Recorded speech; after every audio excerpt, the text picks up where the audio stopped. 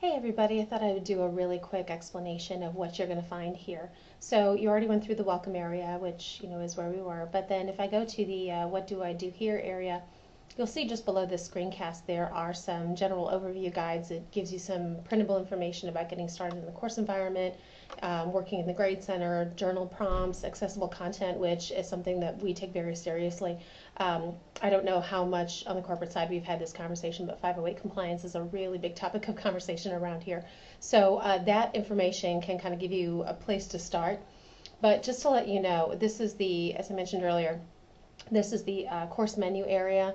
So this is where you can add content areas, and you're welcome to do this. Again, you're welcome to play around and do whatever you like. But when you add anything, you can add content areas, tool links, subheaders. You can even add a divider here. Just remember, anything that you add that's brand new automatically gets kicked to the bottom, and you can move it up. And I think that is a successful explanation because in Internet Explorer, you saw earlier, it wasn't really working all that well. So anyway, we've got these two areas here, the on your own and in training.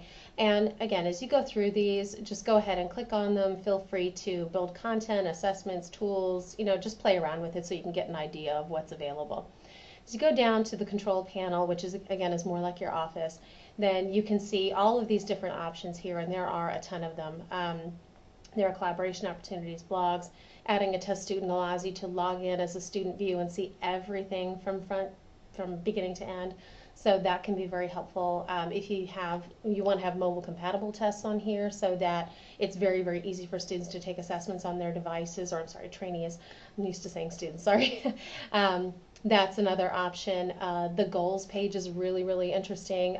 You won't be able to do it from your view, but from this back end, I can create a series of goals and objectives, and you can attach them to any given unit or assessment or whatever in your class, and then you can pull a report just based on that. So if you have one objective but it runs across several different training modules, you can pull the data from all of that and make a judgment about what went right, what went wrong, and how to make adjustments for next time. That's a fantastic tool.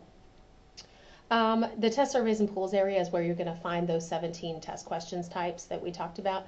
Again, maybe that's useful for you, maybe it's not, just something to kind of play around with.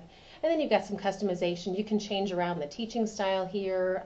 You can look at the enrollment options. You can play around with the guest and observer access. So if you have other people, guest speakers or things like that that are coming in, there just gives you an idea of what's available here. So go ahead and mess around with it. The only thing I would tell you is this welcome and what do I do here areas.